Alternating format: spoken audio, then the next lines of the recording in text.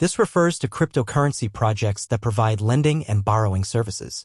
These include both well-known exchanges and projects intended solely for lending: Binance, Aave, Compound, Nexo, Unchained Capital, and others. While recognizing the talents and enthusiasm of Web3 and fintech developers, we will briefly consider the financial model used by many of them, its efficiency for the economy, and impact on society.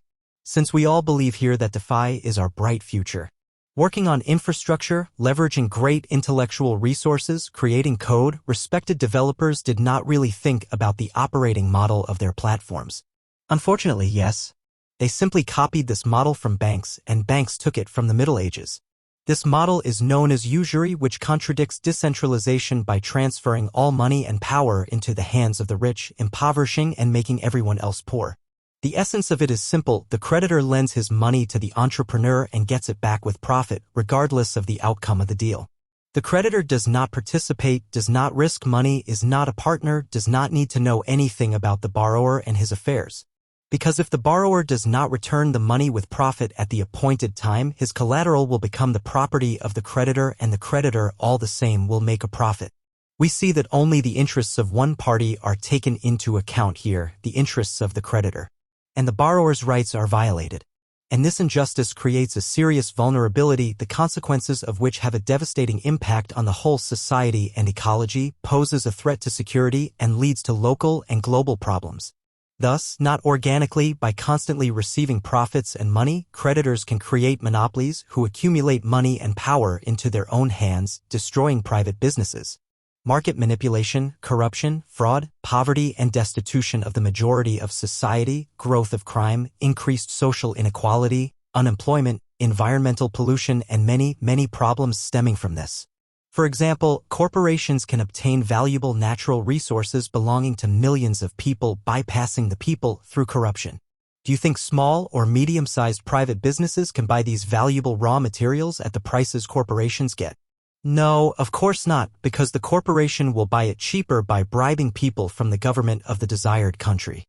In this case, there can be no talk of healthy competition. In order not to make this article voluminous, we tried to convey only the essence of the problem here. No doubt that the one-way street that we call usury can give rise to monsters, in comparison with which a corporation that violates people's rights while creating a useful, valuable product will seem like child's fun. The majority of society that has no income has several options. Here are some of them: receiving unemployment benefits where they are paid, working for corporations where there are production facilities, or getting money by committing fraud, violating the rights of other people, robbery, and other similar negative options. The solution here is to replace the outdated financing model with one that meets modern realities, the principles of equality and justice. If the word business implies creating value, we must accept the objective reality that no business can exist without risk. Any entrepreneurship carries the risk of losing money, resources, etc.